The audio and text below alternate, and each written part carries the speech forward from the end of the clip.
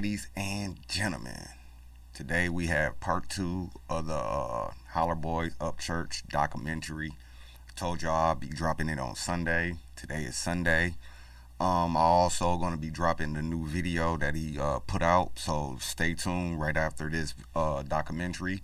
You can catch the video that I'll be reacting to right after this. Like I said, we're going to be doing a lot of more Upchurch videos, so if y'all got anything else y'all want me to do, put it in the comment section and I got y'all.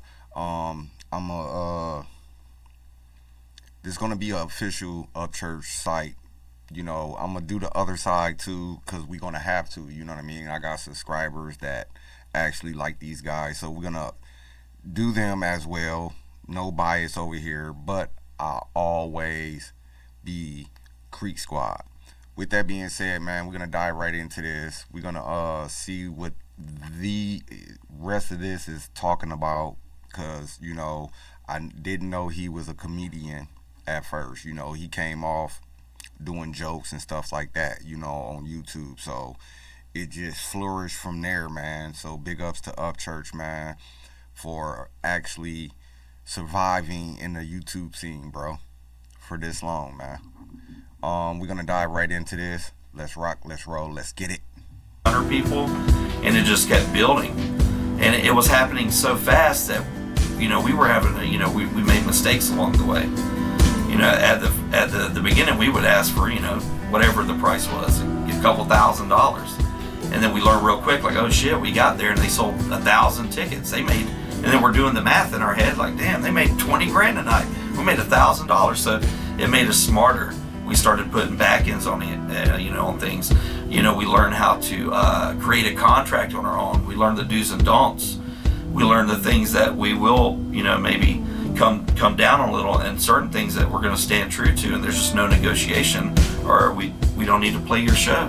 When it was all being sold out, and I was like, you know, this is, I mean, it's like for real happening. You're for real getting big. I told Ryan back then, I was like, you know, he wasn't as big as he is now, but I was like, you made it. A lot of it would be the venues, you know, because you go from playing the hole in the walls with no sound guy to playing a real venue with a real green room and a real sound guy and a real writer, stuff like that. That, you know, on the ride up, they forget about or just don't include.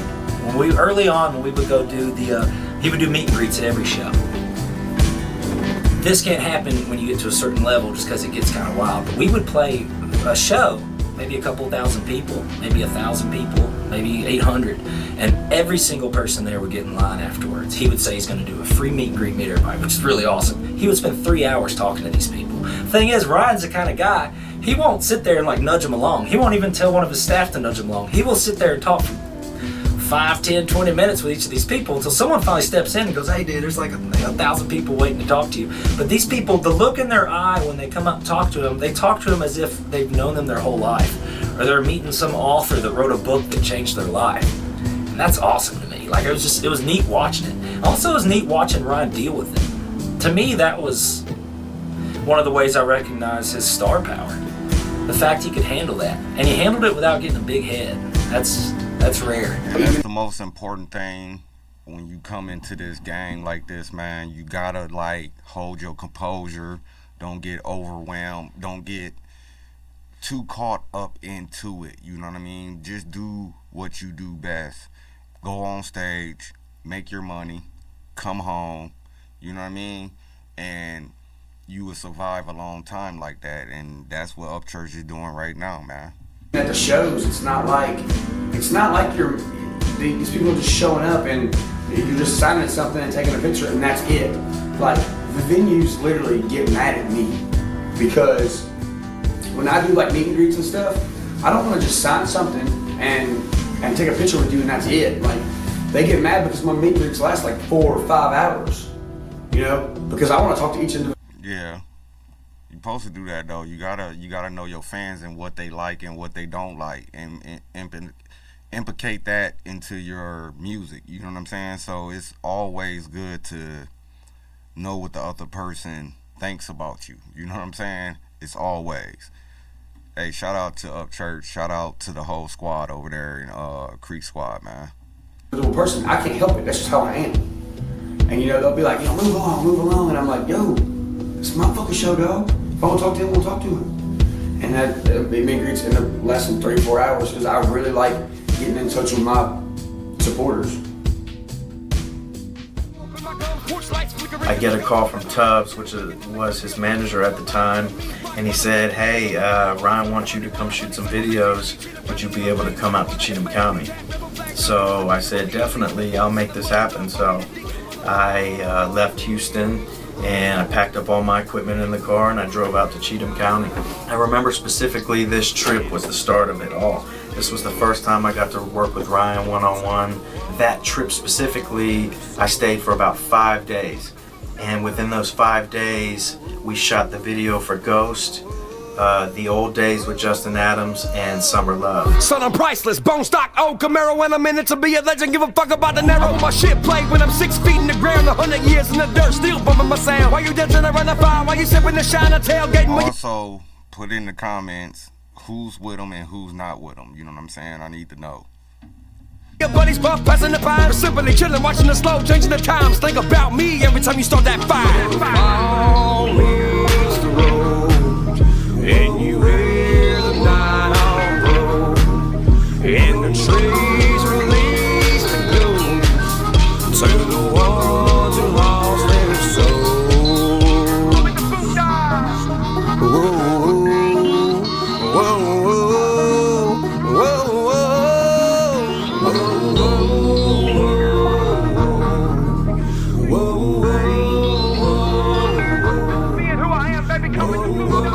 We stayed up for about 4 or 5 days in his little trailer, in the studio outside of the trailer, and we just sat together, stayed up and edited these videos, and that was the first time he really got to be a part of the process of filming and editing and really directing everything and taking me to all these locations that really meant a lot to him and telling me all the stories about all these locations and why they were important to him. Really gave a backstory to everything we were doing. And I think that was the first time that he found someone that was willing to work on his level. And same with me. I've worked with 40 different artists prior to him, and that was the first time I really saw someone super dedicated and willing to give me 100% of their time, and I was willing to give them 100% of me as well, and I think that that's why we bonded so well. I went back to Texas, and Ryan and me stayed in contact with each other almost daily, and he was sitting on those 3 videos, and as he was releasing them, he was getting mixed feedback. I remember when he dropped the Ghost video, a lot of people were saying, oh, he's sold out, look at the quality now, look at the Illuminati sign on the end of the videos. And he really fed into all that, man, and he really liked the controversy. He was telling me, man, I really want you to be a part of this team. Yeah. I love and he still mess with my mans too to this day. And I always see at the end credits, my man's always, his last name is always up there, the production company, you know what I'm saying? So shout out to Luce. the way that we work together and the way that we vibe. Would you consider moving down here? Would you consider moving down to Cheatham County and being a part of this? And things were just going so fast, you know. I don't think we ever really took a second during that time and really stopped to soak it in. Even throughout the full 3 years, I don't think we ever, maybe a handful of times, but we never really stopped to sit back and look at what we were doing. So a couple weeks later, you know, after filming and going on tour, he ended up moving into this house. And I remember that was a big thing for him. You know, the trailer really defined who he was and who his character was, but to be able to move and, you know, to be able to save up that money and afford to be able to buy a house from music and through the YouTube videos and the Vine videos he was making, I know that really meant a lot to him, and it added a whole new energy to what we were able to do. So we moved into that house, and that's when we really turned up.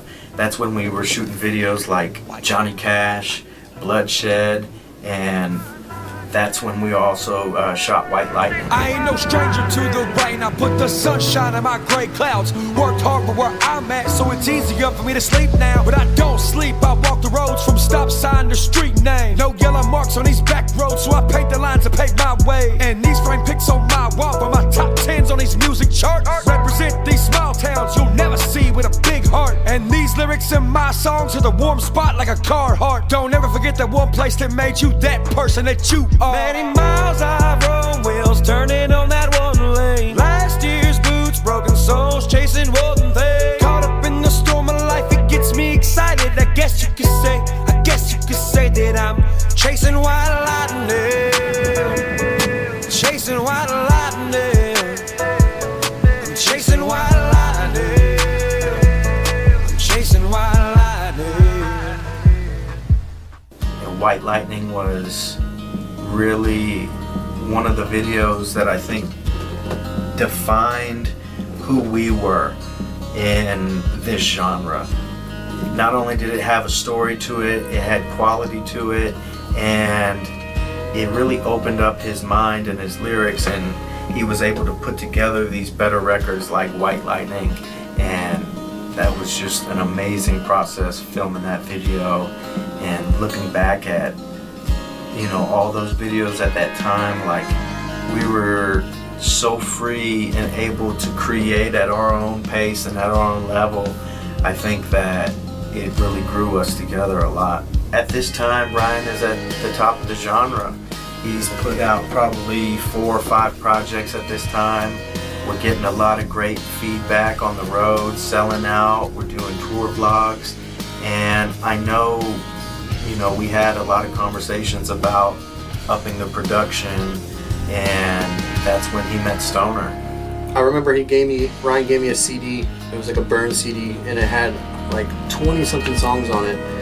And it was really the first time I really listened to his music, because I had heard Rolling Stone, and I heard maybe one other, maybe Ghost, and I heard it, and that CD was what eventually would be King of Dixie after we filtered through some of those songs, and I added some songs as well, and yeah, that was the first time. Well, my first impression with him, period, I think, was I was surprised, because I didn't really know what to expect, because I hadn't really worked with any country rappers prior to that, and I didn't really want to be honest, and but I had heard of him, and he was different, and he wasn't like any of the other people, so I think that was my first impression, was that I was kind of surprised at how nice he was and his work ethic, and then I was also surprised in the studio, his writing method, how he writes and how quickly he writes, and not just quickly, but like good, like he'll come up with something insanely dope in like 10 seconds. It takes him no time at all to form a story, and it mostly,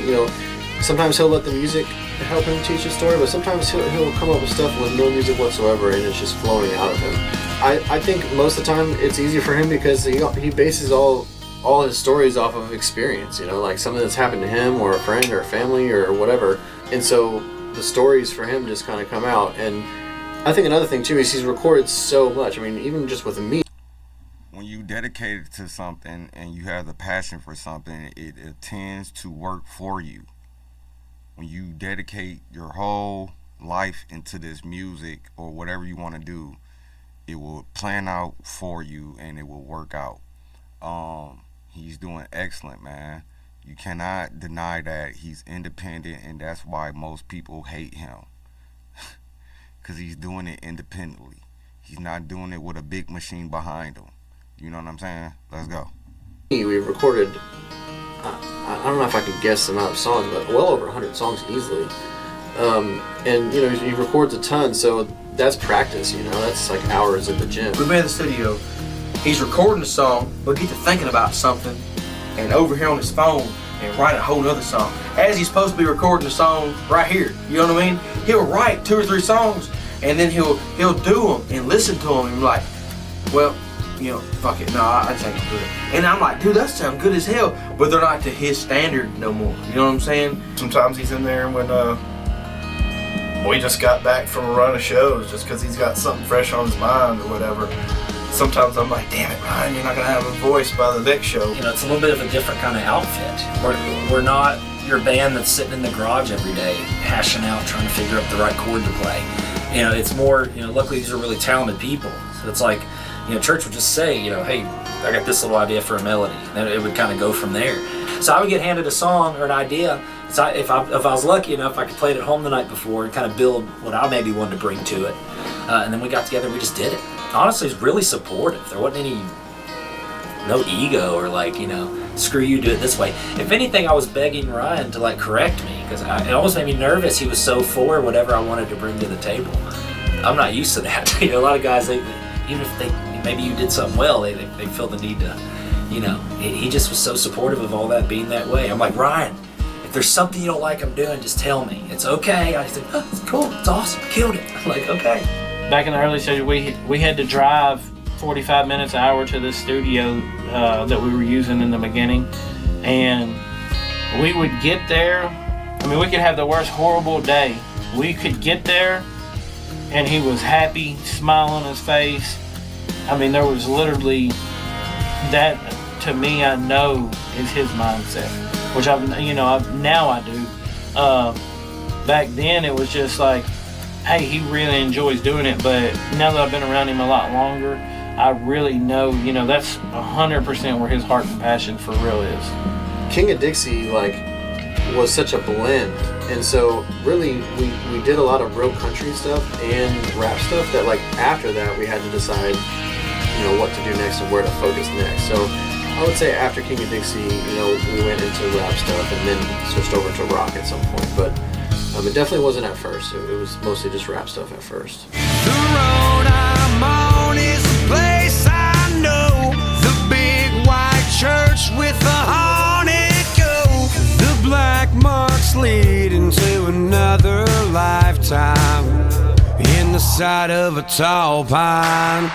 The road I'm on has no yellow lights, just cracked asphalt and broken sights. The potholes filled with THC. When the streetlights disappear, you're on the creek. Where he came up from, his country roots and his country background and his country rap background, I didn't know what the response would be as far as the sales. And then when they dropped the Creeker album, it went #1, and I really knew at that time, I was like, this is not just an artist that's putting out music, this is a movement. There's really something behind this right here. What he's working on and what he's building is more than himself. You know, it really reminded me at that time, like, I'm really becoming a part of something bigger than myself. When the rock came along, I got excited just because I'm a rock drummer. I love that stuff. So I was like, yes, we get to pound it out. You know, we get to do this. And I knew he liked Alice in Chains. I knew he liked really cool '90s, older than that, newer than that influences that we're gonna equate to a cool sound. And so once I heard what was happening, I dug it. If anything, I was jealous because I wasn't on Creeker 1. And a lot of people think I was, and that's not even me.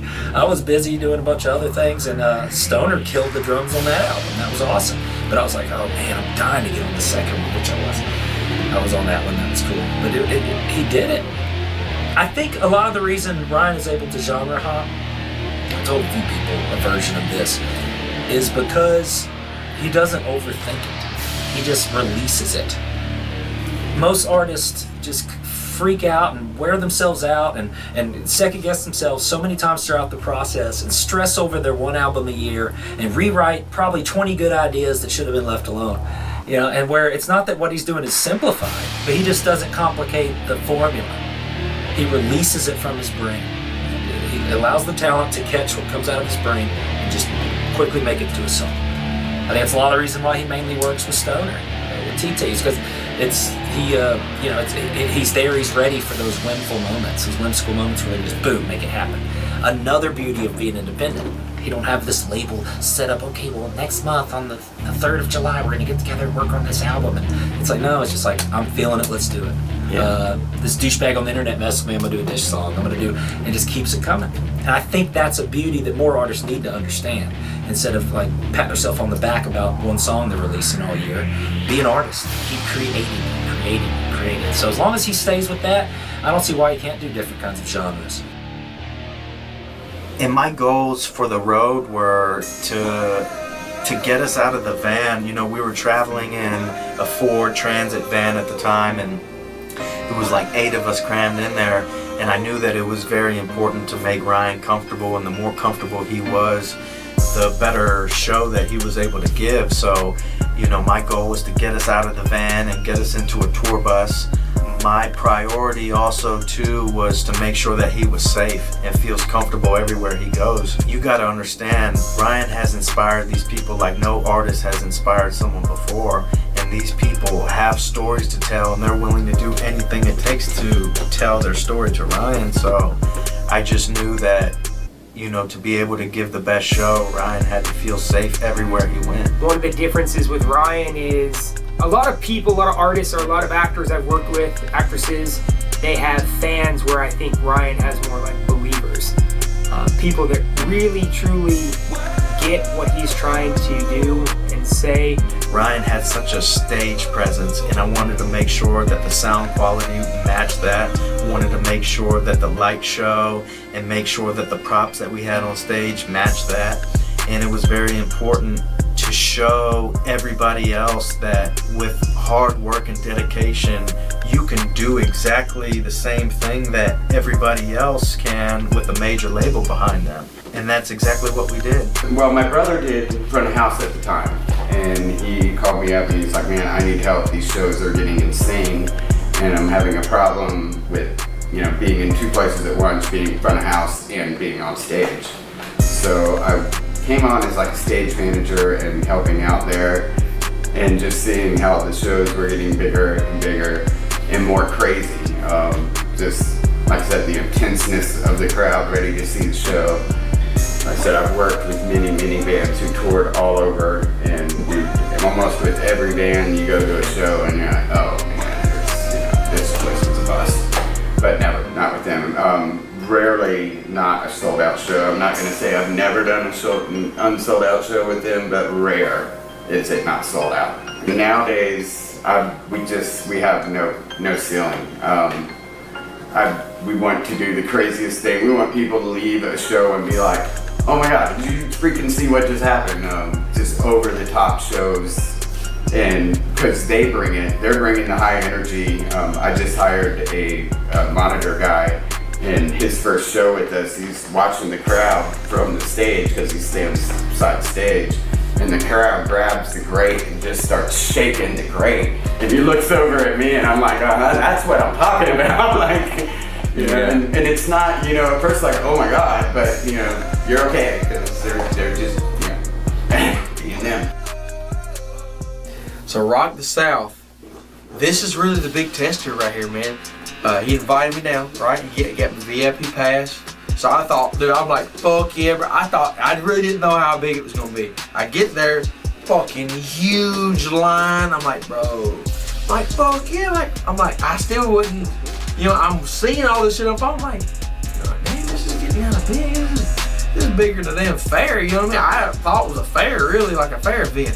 Start walking around, dude, there's thousands, tens of thousands of fucking people were everywhere. It was kind of fucked up. Like, I wasn't ready for that. I went from a show at the warehouse of like maybe a couple hundred people to down this dude is in, you know, Rock the South, and you know, I'm still grasping what it was because we got there early. There's 10,000 people there, and he's like, look, he's like, I'm probably gonna piss these people off. I'm like, why is that? He's like, they didn't told me, they didn't give me all these rules. He's like, they didn't told me I can't have a flag. They didn't told me I can't say certain things. They told me I couldn't cuss. All this shit. He's like, but fuck it. He's like, fuck it. I'm gonna do whatever the fuck I want to do. I'm like, dude, like, most people like want this opportunity to be getting the big shit. He's He's like, fuck the big shit. I ain't trying to get up there. He's like, I'm gonna still do my thing. He's like, they invited me down here. He's like, I didn't call them.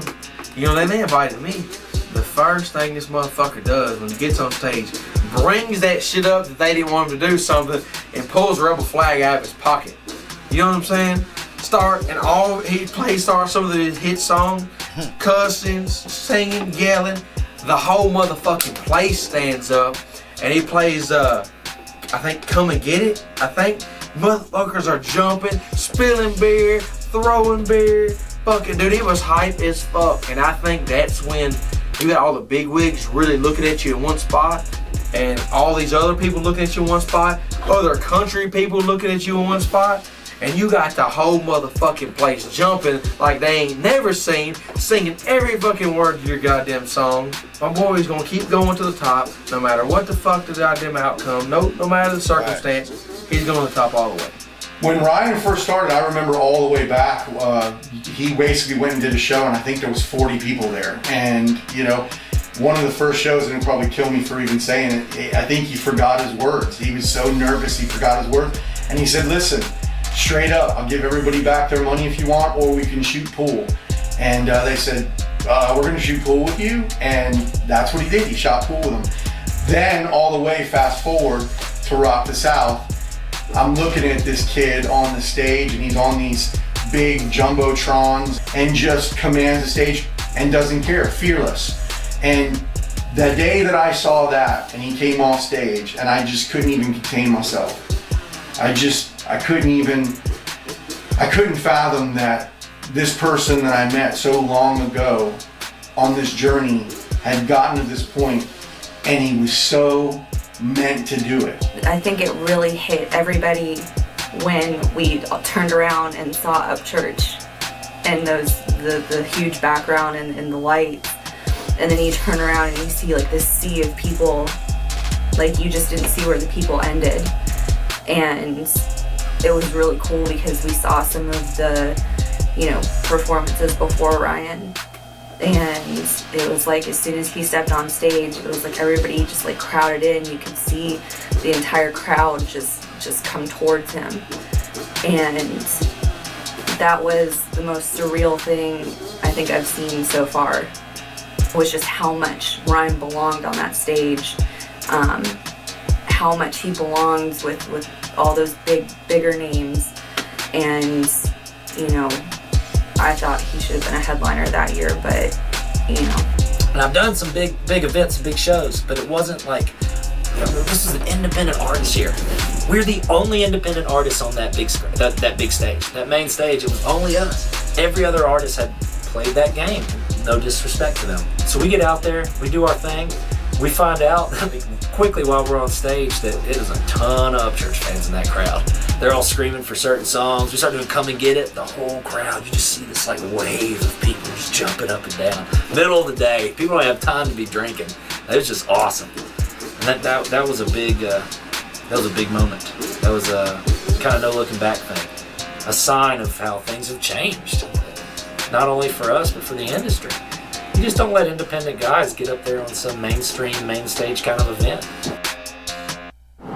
Dude, there is no age demographic. When it comes to my kind of shows, I don't know what it is, dude. I don't know what I've done. I don't know what it is I've said, because I don't sit around thinking, what can I say to make these people like me? I just pretty much say what the fuck ever, and people like it. I mean, I don't know what I'm saying special or nothing. I don't know. I don't even see myself as special. You know what I'm saying? I'm just a regular fucking dude. But like, it's crazy. It's like I could be in towns or something, or stopping at a gas station, and it could be, a 10-year-old kid who wants a picture that has an Upchurch shirt on. Or it could be literally, this has happened, it could be an 87-year-old woman with the Elvis shirt on in the front row. So, there's not an age demographic, dude. It's black, white, Mexican people, freaking thug people, redneck people, skateboarders, freaking scene girls, hipster chicks, old men, bikers, basketball players, baseball players. It's everybody. It's fucking everybody. But I love everybody, so I guess that's why a lot of different kind of people show up. Literally, all ages. I mean, it's relatively young, but like, I mean, you get your 30, 40, 50, 60-year-old dudes like, yeah, man, let's go to church. I'm like, sometimes I'm like, what? You know, like, and sometimes, like I said, it'll surprise you who does, or you just people you wouldn't expect. It's not just rap. It's not just rock. It's country. It's a little bit of everything. So he's got a little something for everybody. And it shows in our shows, because literally there'll be an entire family that, like, literally they've been waiting all year for this show. And when we're getting onto the plane, both stewardesses and the pilot knew who Ryan was, and this was pretty early on. And it really messed with me. It messed with my head. I thought it was awesome. We get on there like, hey guys, and they really were talking about it. And they went up to him. They both went up and talked to him about it. And Ryan, of course, was super humble about it. But even the dang pilot knew who he was. Not that pilots are, the king of England, but I just didn't picture this little, perfectly dressed pilot guy to be like, that's Upchurch. That's when it hit me. I was like, wow, we're sitting there jumping airports and he's getting recognized. This isn't just going through back road and gas stations getting recognized. I didn't know if it would ever reach this big, but it happened a lot faster than I anticipated, for sure. No. Not that I didn't have faith in him, because I did. I knew that whatever he did, he was going to do it to the fullest extent. He was going to be great at it. Just like I've always told him, I don't care what you do it the best you can, and you love it, and it will turn into something big, And, oh my gosh, no, this is like huge. Huge. I did not know it was going to get this big. In the beginning, when me and Ryan locked in, I knew that we could make history together. Add what Stoner was doing, bring in a better quality, and me bringing these better visuals. I knew that ultimately we could do something that no one has done before, and I'm very, very proud of everything that we've accomplished together.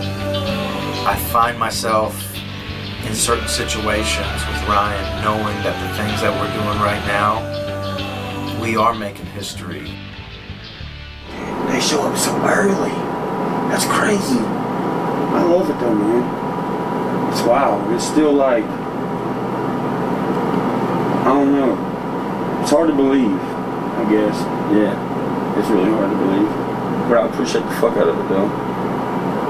It's I don't even know what to call it. Like it's not a weird experience. It's just I think the right word is surreal. A surreal experience. It's something I'm grateful for. It's changed my life. These fans have changed my life. This music has changed my life. They just don't know. They have no idea how much it's changed my life. They don't. They listen to the songs and they jam out to them with their friends and stuff. But they have no idea how they've changed my life. They don't even know. I just wish they did know. So many people come to him, and if I've heard it once, I've heard it, I don't know, a dozen times. Your son saved my life. Your son saved my life. I didn't have any faith in myself. I didn't feel like I could do anything. Your son gave me strength or courage. And it's just like his lyrics, y'all have heard them, his lyrics are amazing. They really get people like pumped up, and fired up. And people have come to me so many times through my emails, through my DMs on Instagram, and even at shows, and they're like, your son is so inspiring. He's so positive. He's made a major impact on my life, and my life when things were going really bad helped me turn around and be more positive. And that is what every mom wants to hear. He wears his heart on his sleeve. What you see is what you get, and he's authentic, and I think people know that. And that's why I think so many of his fans have, like I said, they'll tell me these things when I see them at the shows and stuff. I feel like I know your son. I feel like I know he's not my family, and I know we're not personal friends, but I feel like he's my friend. I think he still doesn't understand the impact, the whole impact he's had on the fans. I do think he knows what he's done to the industry, though. He's the voice of the voiceless. He says things, there are a lot of people that can't articulate and put the way they feel into words like Ryan can. And I think that's why he's so, you can connect with him so well. That's why his fans connect. That's why I connect. He inspires. As I said before, everyone has a story, and those stories are all valid. People have a big thing to talk about, to bring to Ryan, or maybe even just to tell us about their connection with the group or the movement. But that night, I come outside, and they're like, hey, you talk to these people real quick. I go over and talk to them, and within like 20 seconds, they're telling me how their son had just died on a motorcycle accident about 10 days before. And by far, Upchurch was he lived for Upchurch. They showed me his motorcycle helmet, how it had RHEC on it, had Upchurch on the other side. And within seconds of talking to me, the mom just starts busted out in tears. And so I give her a hug. I got this mom I've never met before, crying profusely in my shoulder. And the father, I look over at him and he just starts thanking me. Like, just telling me how thankful they are that we brought joy to their son's life who just passed away. And it hit me real hard. Anyway, I said, well, what are you guys doing here? And they said, we just wanted to be around what he loved so much. We want to be a part of that. And that was a big thing for me. That hit me hard. I don't think he realizes how far he can go, and he's gone so far because he's done so much. But I just think there's a whole lot more to come. And so yeah, I think he's still gonna be doing music, but he's gonna be doing other things too. I think he's gonna be one of those legends that people will always continue to play, and he's gonna continue to put out music. And that's the thing about a lot of legends. I don't know if they get tired of doing it or what, but they quit putting out music. So they're called a legend because you still listen to their old stuff. Well, who's to say if they continued to put out music, even if they were 70, 80 years old, that they wouldn't be a legend, they would be a today.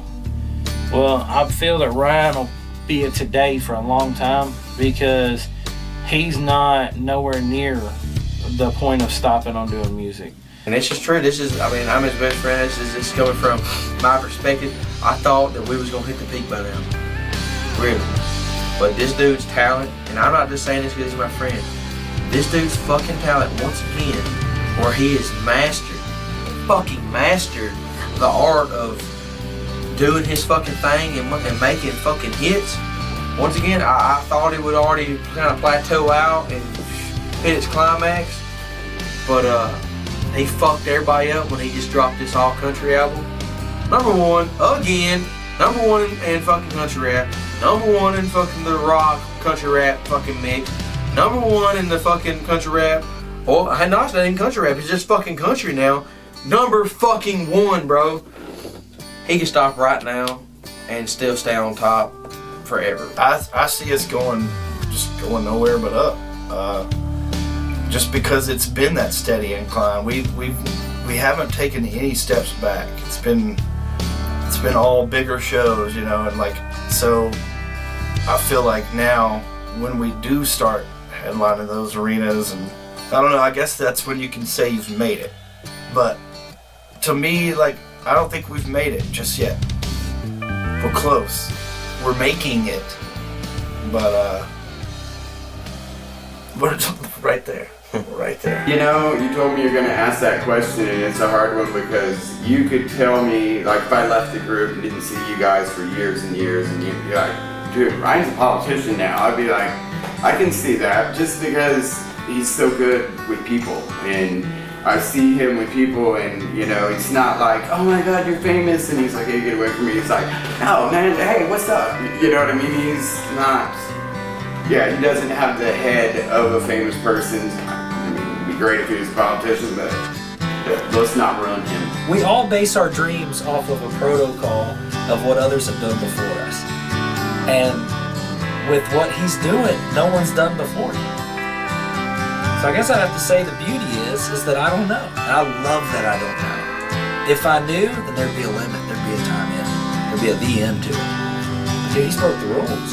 No one does this. No one has that kind of fan base, no label. They just don't. If they do, it's some niche thing that pans out in a year or two still.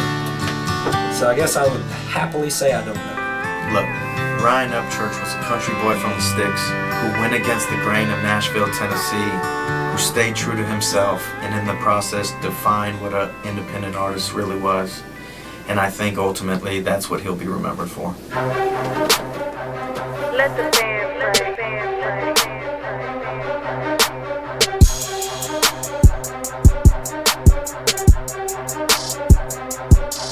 John Lennon, Michael Jackson, Janis Joplin, Jimi Hendrix. When I die, I just wanna be a legend. White roses on my headstone and my name in golden carats. Cause when I die, I'm gonna be a fucking legend. John Lennon, Michael Jackson, Janis Joplin, Jimi Hendrix. When I die, I just wanna be a legend. White roses on my headstone and my name in golden carats. Cause when I die, I'm gonna be a fucking legend. I'm gonna be a fucking legend. Gonna live past 27. With them gates out from my house so pearly white you think it's heaven. Still rocking clothes looking ratchet like I don't give a shit. Cause once upon a time I scrounged for that slick 80 cents. And I cherish the times I counted them nickels to feed my stomach. Then my family made me hungry cause I hated the struggling. I quit my job in construction, I took a huge leap of faith. And now they know the dude who's rapping with that gap in his face. John Lennon, Michael Jackson, Janis Joplin, Jimi Hendrix.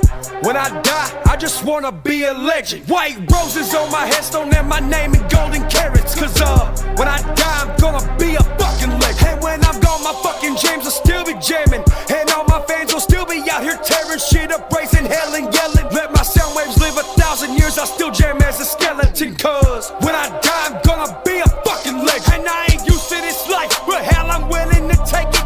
If I'm gonna be famous, then I guess I'm making statements. Cause there was times my transportation was these boots on the pavement. And now I'm riding in dualies dipped in that pearlescent paint. For years before my billboard charts, my mama kept me believing. I told her I'd fight for success until my damn heart stopped the beating. From now to then it's opposite on how these populace treat me. Still Johnny Cash with middle finger saying fuck a celebrity. John Lennon, Michael Jackson, Janis Joplin, Jimi Hendrix.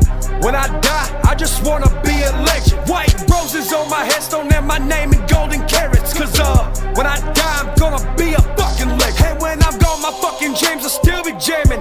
And all my fans will still be out here tearing shit up, raising hell and yelling. Let my sound waves live 1,000 years, I'll still jam as a skeleton. Cause when I die, I'm gonna be a fucking legend. Small town, shine sipping, tailgate dumping when the beat drop. Churchman level high, all my haters need binoculars. Because I wasn't nobody, now I'm the beast that I burn. I got evicted from duplexes, now I got shooters on dial. I'm just too bare feet walking, tiptoeing through all of these snakes. But staying humble to my people, I'm the king of the sticks. And I live up under a bridge before I go sell my soul. You know I'm going for gold, the best story that's ever told. John Lennon, Michael Jackson, Janis Joplin, Jimi Hendrix. Okay, so there we have it. That was the Holler Boy, Rise of Ryan Upchurch. Next Sunday we'll be doing sports. Any sports y'all want, put it in the comment section. Got y'all. Yeah, man. He came from nothing to something, so that's saying a lot, man. He paved the way for a lot of other independent artists to do their thing and come up the same way. You know what I'm saying? You just have to grind and you have to be passionate about what you're doing. So with that being said, man, any other docs y'all want me to do other than Ryan Upchurch, y'all put it in the comment section. I got you.